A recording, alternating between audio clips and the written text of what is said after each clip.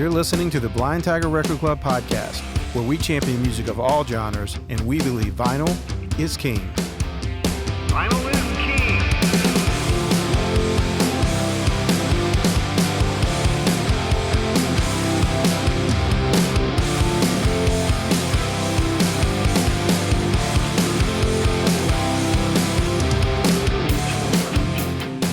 Welcome back to the Blind Tiger Record Club podcast. I'm David Williams, and I'm here with Kevin Lee. Hello, everybody. Well, in tonight's episode, we're going to be discussing the May Singer-Songwriter Record of the Month. You know, this year's really flying by. I mean, we're closing in on the halfway point after this month. Hard to believe already, right? It is crazy. You may remember that last month we had to switch our singer-songwriter title in April because the release date for tonight's album had changed, but we are glad that we are still able to discuss this album. Tonight we're going to talk about Zachary Williams' new album, Dirty Camaro. The Blind Tiger Record Club is a vinyl subscription club and retail store. You join the club by picking from one of four styles: singer-songwriter, rock and alternative, jazz, soul and blues, or classics. Once you join, you will receive records in your selected style, or you can log on to your account and pick from another style. So you always have at least four options of great new and classic music to choose between. Most are limited edition or special variants. A club membership really is the best way to secure these titles each month. Listening to these Blind Tiger Record Club podcast episodes is a great way to decide which album you want to have shipped to you this month. We flip our store every month on the 26th, so you always have until the 25th of the month to secure your favorite title for that month. Now, once you are a member, you always have access to purchase previous albums that were in our Record of the Month program that we still have in stock. Most of those are locked for our members only. We also have thousands of titles in the record store, and you do not have to be a member to shop there. We have turntables, speakers, headphones, and all kinds of great BTRC merch ranging from t-shirts and slip mats to vinyl messenger bags and hats. We even have a brand new shirt for this show. Just go to blindtigerrecordclub.com and you can see our membership details. There are style descriptions and easy-to-read instructions for how the club works, and you can check out our amazing collection of vinyl and other items in the store. If you do follow the show, or if you're a club member, you probably are wondering what happened last Monday.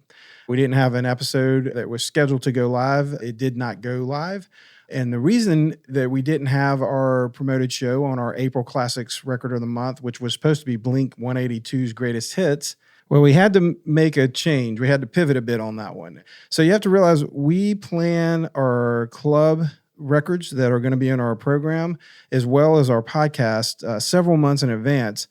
Sometimes the release dates change. Occasionally we get in a situation like we're in with Blink 182, where in this case, Geffen Records did not correctly anticipate the demand for this album. So they did not manufacture enough vinyl as the orders came in. It's really frustrating when this happens.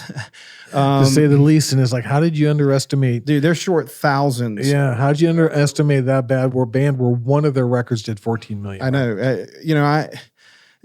Stores across the country, it's not just us, could not get their records for this. I think our distributor told us that we were something like number 70 on the waiting list of stores and retailers across the country. And we put our orders in so far in advance. Like, it's really unbelievable. You know, this does happen all the time. It's one of the reasons on this show that I'll often mention that you may want to order a certain album while we have them in stock, because in many cases, based on previous releases by certain artists, I know that we will be out of stock very fast, and I will likely not be able to reorder. Do you think it's a demand thing? Keeping it by the label, keeping it the demand? Really No, hot? well, here's kind of my thoughts on it. You know, no one's manufacturing enough vinyl, first of all. And like I said, I mean, it's one of the biggest reasons to join a club like ours is because, you know, most of the time we do get our stock, and even though we go through them and then we can't get them after that, it really is the best way for you to kind of lock down and guarantee some of these albums. Vinyl is the number one selling form of music when it comes to physically manufactured goods. So you see articles all the time kind of touting the sale of vinyl and how it's skyrocketed over the past few years. And all of that's true, but you kind of have to keep in perspective to the overall market. You know, physical sales of cassette tapes, CDs, and vinyl, you know, you and I both know this, Kev, they're just a small sliver of the overall pie of revenue that's created by the exploitation of recorded masters.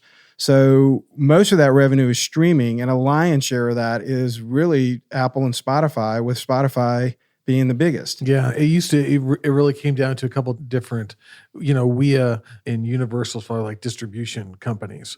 And now you're down to just really a few key distribution platforms for digital that people go to. But they're both reliable and they both work and both stuff's always there and stuff. So you can see why there's not really a demand Yeah, for a lot of them. the physical sales are still significant, from the standpoint of like you're not going to not manufacture CDs, tapes, and records, but labels do seem content to kind of keep their cost of goods down. And I think that's really what happens here is that they're allowing streaming to bring in most of the revenue, and it makes sense, but it really is extremely frustrating to constantly kind of navigate this ever thinning rank of available titles on vinyl.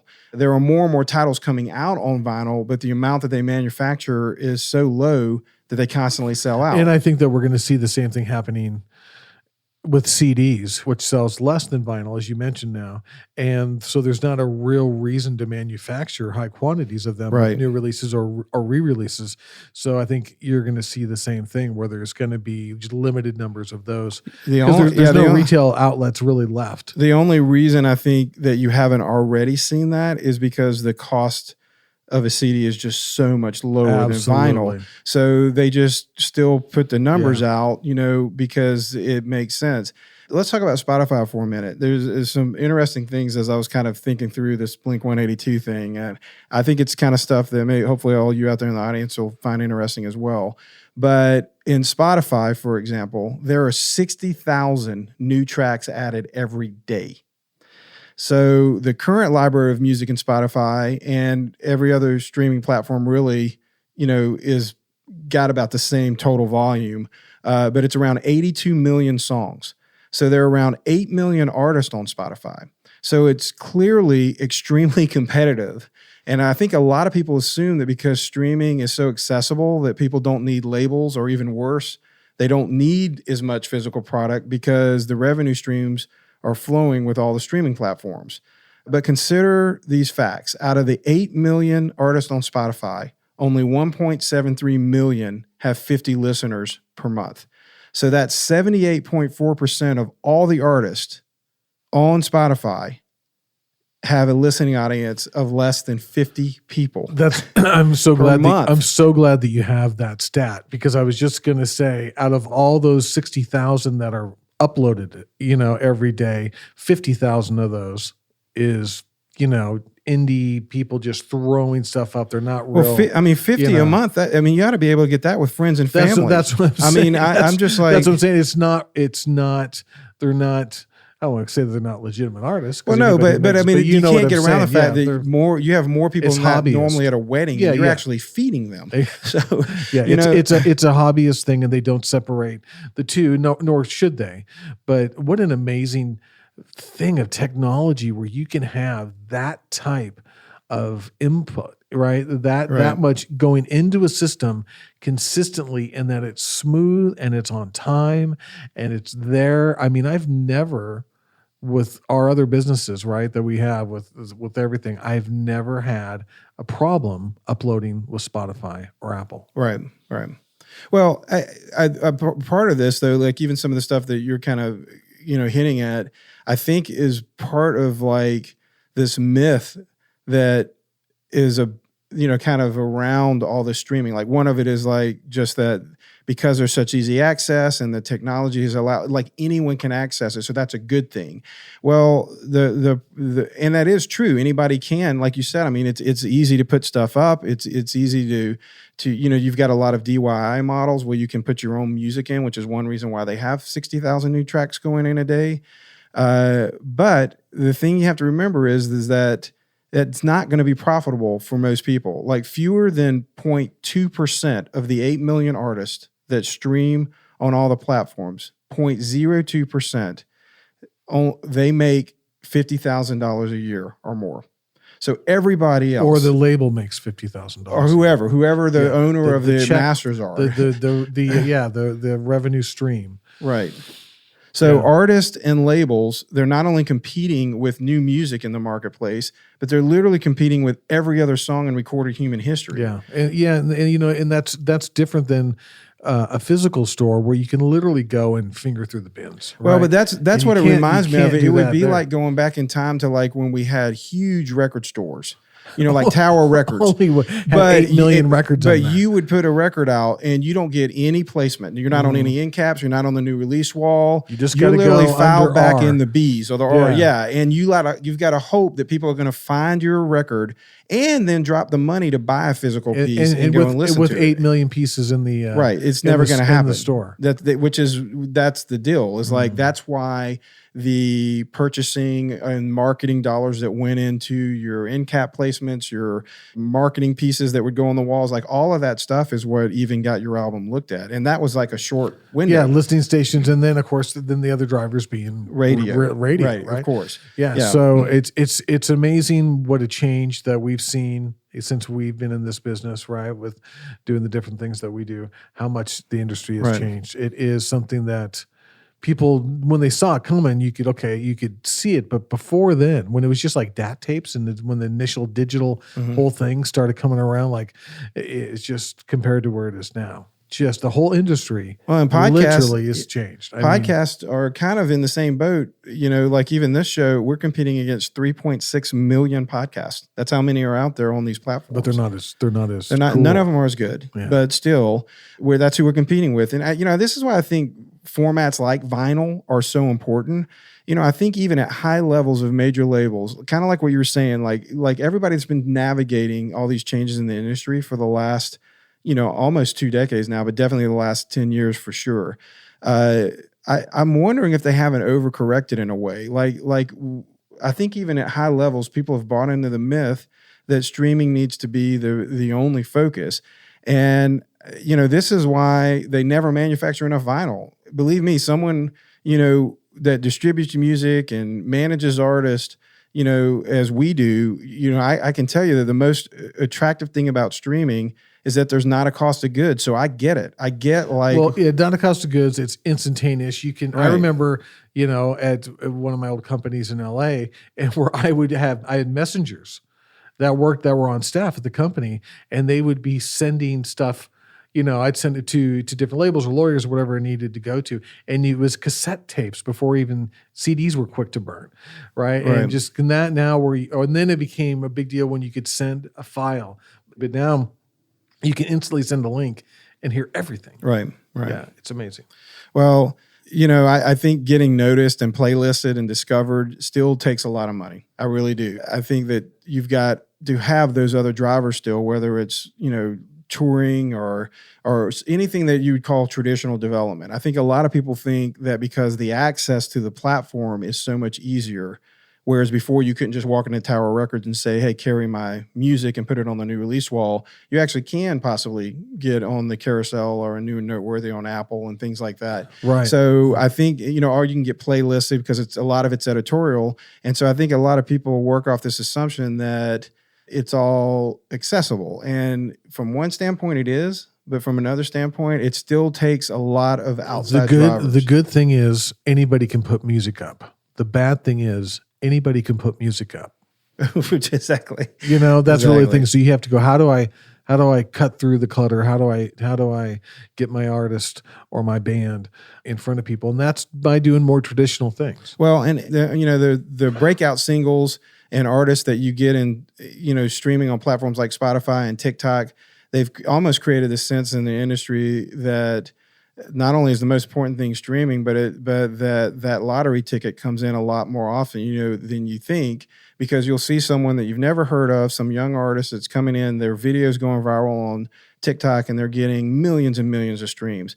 But I mean, when you consider the sheer volume of how many tracks are going into these systems per day, you kind of got to take that into perspective and go, look, not everybody's a Billie Eilish. Not everybody is a Biba Doobie, that has something break that no one saw coming through these social platforms.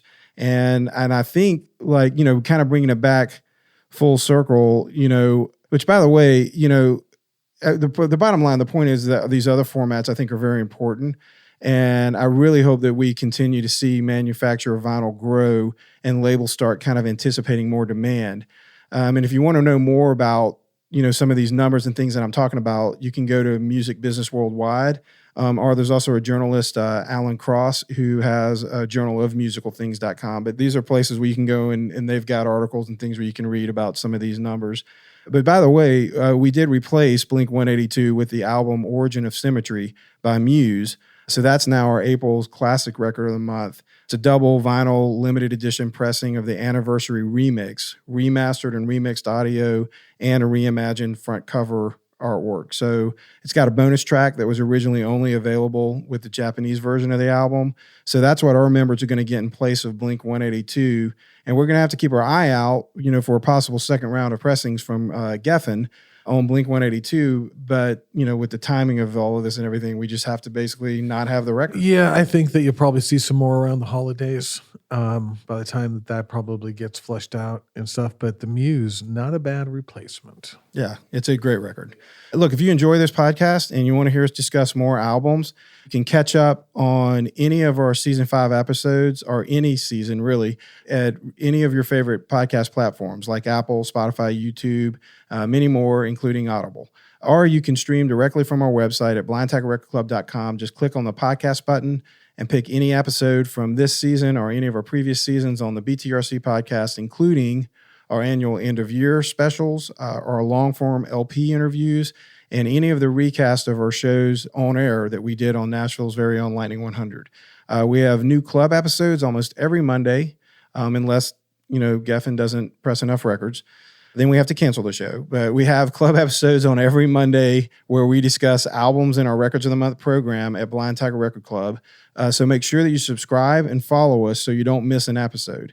Don't forget that we are one of 3.6 million podcasts, so please hit that like button, share our show, and leave comments and reviews.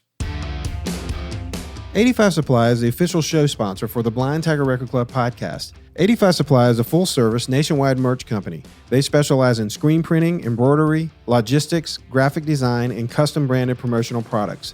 From printed t-shirts to the most custom products available, 85 Supply offers over 500,000 products to customize. 85 Supply is trusted by some of the largest brands in the nation, from organizations like MTV, LaCroix Sparkling Water, Spotify, and more.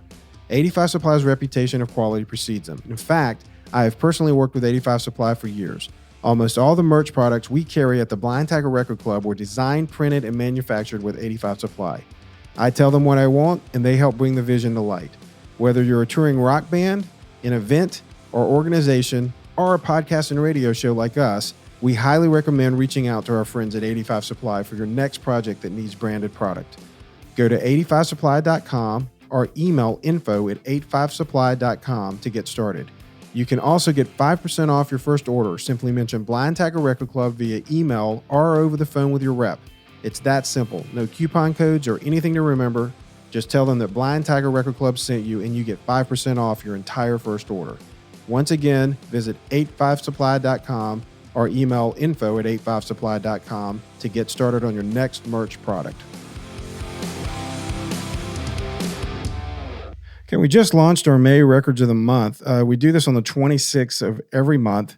We call it Flip Day. Along with the album that we'll be discussing tonight, we also have several other great albums in our May Record of the Month program. Our rock and alternative album is Jack White's newest, Fear the Dawn. We'll be talking about that album next Monday, Kevin. Great. Our jazz, soul, and blues record for May is A Southern Gothic by Adia Victoria. And our classics album is Foster the People's massively successful album, Torches. It's celebrating its 10th anniversary, and it's actually titled Torches X. But tonight, we discuss our May Singer-Songwriter Record of the Month, so let's drop the needle and take a quick listen to Dirty Camaro by Zachary Williams. I just want some of your attention. Am I asking too much? Am I asking too much? Am I asking too much when I say I want you near? I do not understand the mission, or how we're ever gonna find our way. I'm here waiting with open arms, open arms.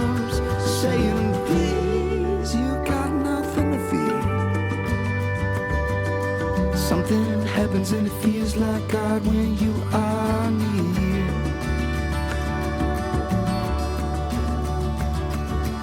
When we met, did I fail to mention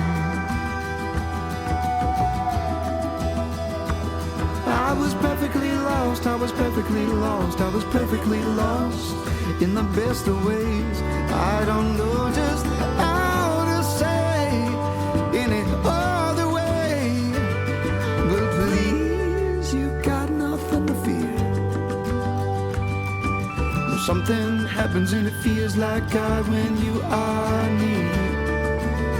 Oh, something happens and I don't know what, but I know this much that it feels like God when you are near. On April 15th, Zachary Williams released his debut solo record, Dirty Camaro, on Dual Tone Records, one of my favorite labels here in Nashville. Now, if you look up Zachary Williams, you will constantly be fed information on the Christian gospel singer Zach Williams. This is not the same person. He's also not Robin Williams' son, who is also named Zach Williams. I didn't know that. So you may have noticed that I said it's his debut solo album. This is Zachary Williams, the frontman of the extremely talented folk Americana group, The Lone Bellow. The Lone Bellow has released 4 albums to date. The first album was self-titled, and it was released in 2013, with the most recent was also a Dual Tone Records release, which was released in 2020, entitled Half Moon Light. From these 4 albums, the group has released 8 singles to AAA radio. 5 of them went top 25. The highest charting song was the latest release, and it was on the latest release, and it went to number 15, and it was titled Count on Me. So the band's been nominated for Americana Music Honors and Awards for Duo Group of the Year. They were nominated for that in 2015, and all of the group's albums have charted on the Billboard 200. 3 of them went top 5 on the Billboard Americana Folk Albums charts. So through a lot of hard work and some really strong albums, the Lone Bellow has established a real solid following and reputation. The Lone Bellow is a very artistic group. Very much almost like heavy and serious in tone, I think is a good way to kind of describe it. Dirty Camaro is a very different tone. Williams' vocals are still strong and full of heart as you would expect, but on this album, it feels like you really let loose, and honestly, it's a really fun record. Yeah, I mean, as you know, there's a couple tracks on this that caught me right away, but it's a fun record. There's a few tracks that are similar in vibe, right, and tempo and stuff like that. But there's also some that are completely different, and it is a fun record, and it does feel like it's a little more free and loosey goosey. I think that's the key. Williams said in interviews that he wanted to do this for a long time, but what really inspired him to kind of do a solo thing was when Jim James of My Morning Jacket released his first solo album. And James had come to a couple of Lone Bellow shows, and the two really connected when they met. So when he decided he wanted to record this solo record, his big concern was he didn't want to alienate anybody in his band. So he sat down with James to kind of pick his brain on how he handled that with his band.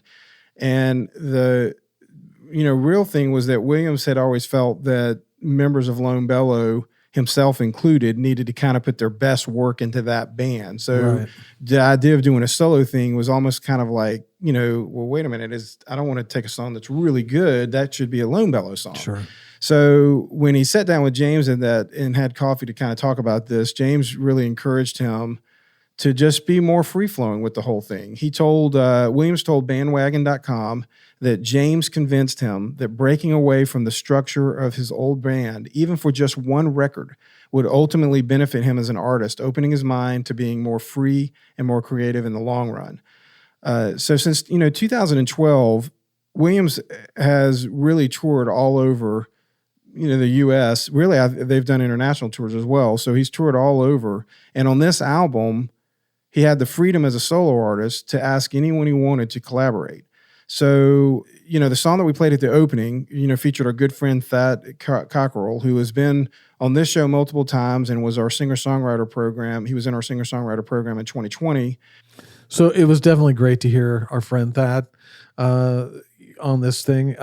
It's not super present. He's doing background vocal harmonies. Yeah, that high and stuff, falsetto really thing high. he's really good at. Yeah, but he's really good at it, and you, especially if you're a fan of his, you can definitely tell it's him. And this is a cool song. This song is it's almost cinematic. It's got this great lap steel, pedal steel guitar in it, which is a common thread through a lot of the record, and that brings this haunting 70s vibe to it, haunting 70s country kind of vibe to it, but it's a romantic, song and stuff like that. So it's a cool track, and it's different, but yet similar in different ways to the rest of the songs on this record. But great song. Another great song on this album features two other incredible vocalists, Anderson East and John Paul White. Both of them are artists that we've also had in our Record of the Month program. That song is called Can't Tell the Difference Anymore. Can you call it a storm if there ain't no rain? This old house has had almost all it can take. Is it thunder or footsteps of you pacing the floor? I can't tell the difference anymore. If these walls could talk, whose side would they take? Both eyes end up broken either way. Is it your side or my side we're fighting for? I can't tell the difference anymore.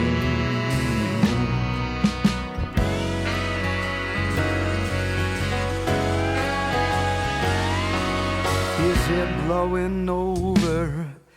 Are we caught in the eye? Am I hearing sirens? Or is that just your cry? Is it crack of a lightning?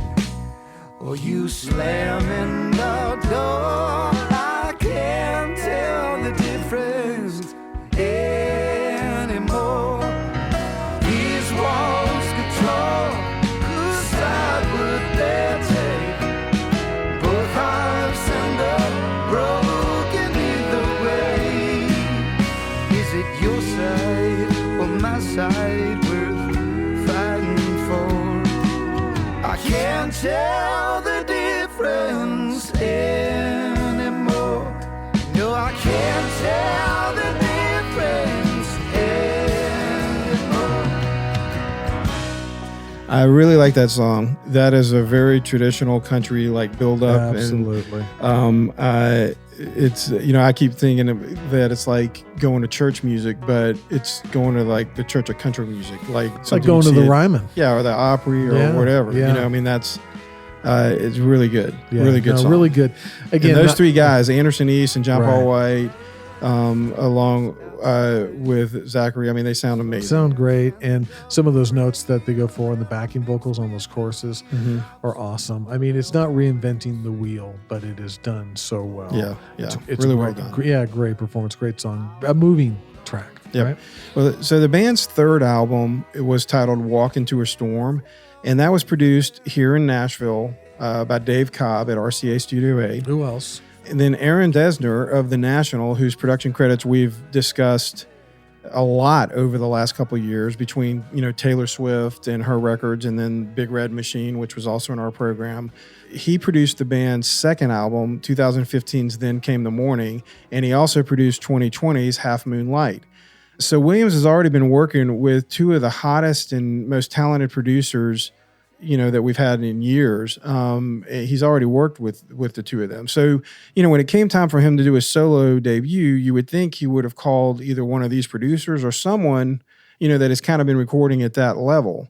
And he may have really been thinking that way himself, at first as well. But what he did instead was go to Texas and record with an artist that we talked about on the last show, Robert Ellis, who he'd toured with in the Lone Bellow a few times. And when Ellis heard that he was going to Williams was going to record a solo record, he actually approached Williams and asked him to record at his studio that he owns with Josh Block, Nile City Sound, Fort Worth, Texas. You may remember that our Spotlight album, last week Right. we talked about Jamestown Revival, and that was recorded in Now City with Ellis and Block as well. So what began really, and this is no disrespect to Robert Ellis, I just think, again, looking at the producers that Williams had worked with, this was really like a 2-day trial run. He was going to go down there and see how this record was going to turn out. Capture lightning in a bottle. Right. Which he feels they did, and that turned into a full-length record that we have today.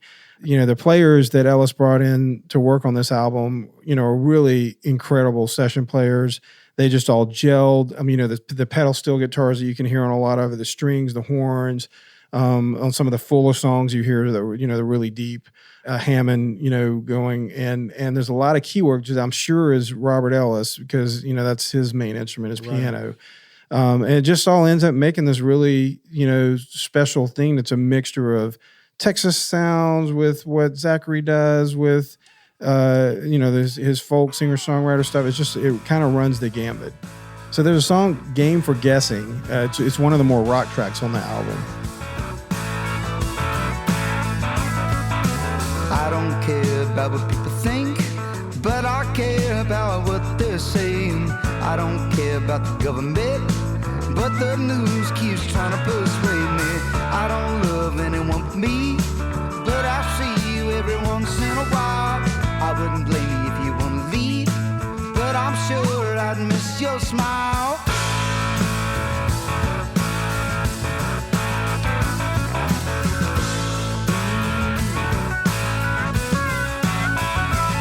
The lilies in the field won't let me be. Sing it for the sun, but I want the night. All the questions won't ever leave. Let's dance till the morning brings a brand new light. I don't think about being rich, but I wonder if I'll ever be. Probably end up in a ditch. You can be mad, but you can't be mean.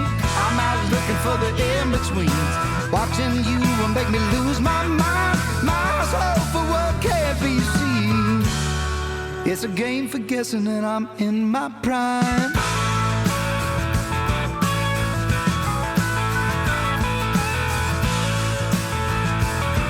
It's a game for guessing, and I'm in my prime. So, like I had mentioned, this one marries up well with, I think, even though it's different, with the title track of the record, which is called Dirty Camaro. And that is a very picturesque type of lyric painting, a very Quentin Tarantino, almost film sounding song.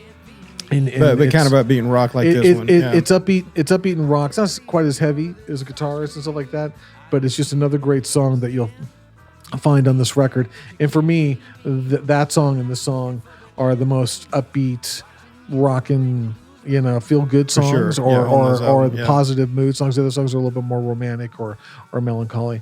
But I really like that song that we just played, and I really like Dirty Camaro, which you'll hear at the end of the show. Yeah, well, I mean, influences on this album, they range from like kind of that John Prine, Guy Clark sounding, songs all the way to like your Bruce Springsteen rock songs. So there's a wide arc of styles on this album, but of course there are some soft moments as well.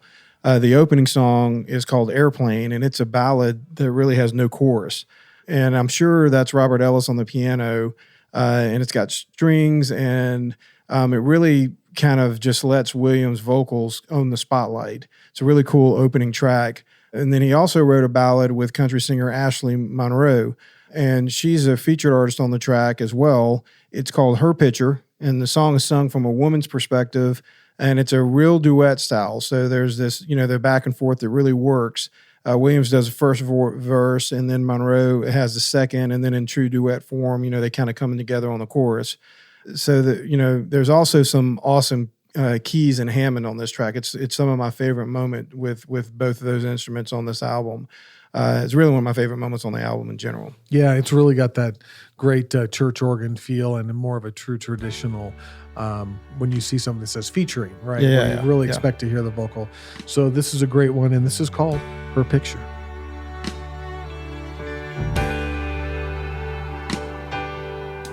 You put a picture in my place. one of me smiling at the top of the stairs, the sun in my hair. I know that it's for the best, but I'd kinda hope that you keep it there forever out in the light, a frame that you kiss goodnight. You put her picture in my place, that April sun shower when everything was covered up rosy. Does her name and mine feel the same, coming off of your lips at the end of the day? Forever out in the light, a frame that you kiss goodnight. If your walls could whisper that song that we used to sing, that they could sing me back home. Yeah.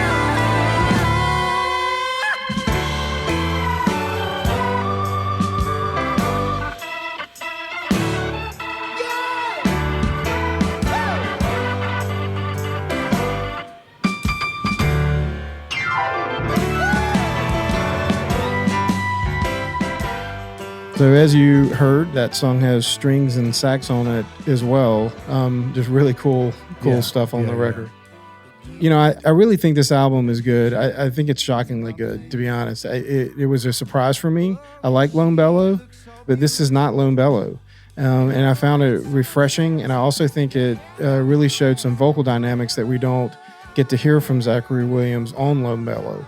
So far, honestly, this is one of my favorite releases of the year. Yeah, I mean, this caught me by surprise as well. And we initially started listening to this record earlier because we were going Right. to have it in one of the earlier shows, and it got moved around a little bit.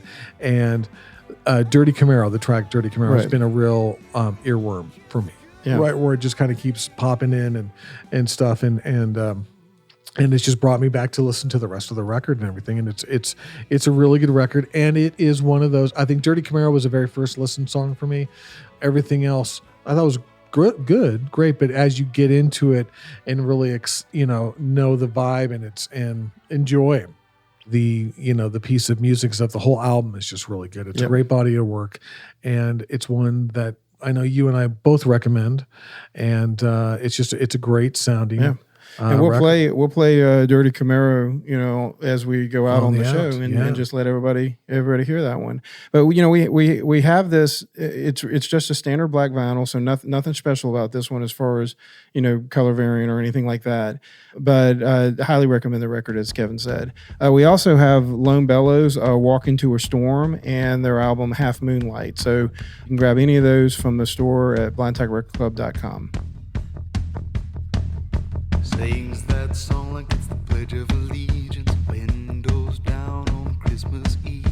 Kissed his head, flew off like a sparrow. She drove off in that dirty Camaro.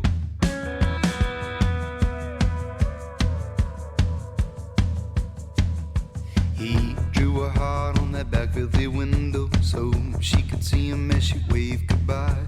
Said she'd come back when he was finally sober. She drove off in that dirty Camaro. And that dirty Camaro, in that dirty Camaro. She threw a phone on the banks of that river.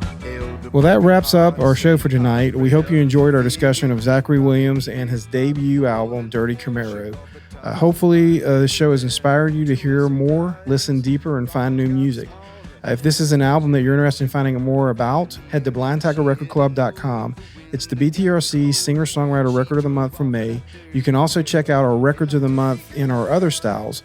We have Jack White in our rock and alternative style. We have Adia Victoria in our jazz, soul, and blues. and we have Foster the People in our classic style. So head to the website and you can choose one of these albums to start your club membership, and you'll get incredible albums like this delivered to your door every month. The pricing is very reasonable. It really does let you secure vinyl that, as we said at the beginning of the show, often sells out. Yes, absolutely. And so besides, you get it, and it gets delivered right to your front door. Yeah. Right. So anyway, a great record. We'd love for you to be able to get a chance and experience this album, as well as all the other records that we have, either with or without a membership at Blind Tiger. I can't encourage you enough to check out our sponsor, 85 Supply. They can help you with everything from printed t-shirts to custom products. You can get all your merchandise service needs met with one company from design to print. Listeners of this show get 5% off your first order. Simply mention Blind Tiger Record Club via email or over the phone with your rep. The whole process is so simple. Just go to 85supply.com or email info@85supply.com for more information. Don't forget about all of our past seasons of the show, of the Blind Tiger Record Club podcast. It's available on all major podcast platforms, including Apple, Spotify, YouTube, and many others. You can also go to blindtigerrecordclub.com and click on the podcast link and stream directly from our website. You can listen to recasts of shows that aired on Lightning 100, as well as our artist interviews and our annual end-of-year shows. The podcast really is a great way to discover new music, so please check it out and listen to our archive shows. Our next show will air Monday, May 9th. We will be discussing our May Rock and Alternative Record of the Month, which is Jack White's new album, Fear the Dawn. Don't forget to follow the podcast, smash the like buttons, leave reviews and comments, tell your friends about the show. We also have a lot of BTRC merch at the website with t-shirts, hats, slip mats, stickers. We even have a t-shirt for the podcast, so you can make sure that you check that out when you go to the record store. So you can stay up to date on all that we're doing by signing up to our email list at our website. You can also follow us on Instagram and Facebook. Most importantly, keep coming back. You really do support this show just by listening. I'm David Williams. I'm Kevin Lee. And on behalf of all of us here at Blind Tiger Record Club, thanks for listening. Until next time, keep the wax spinning.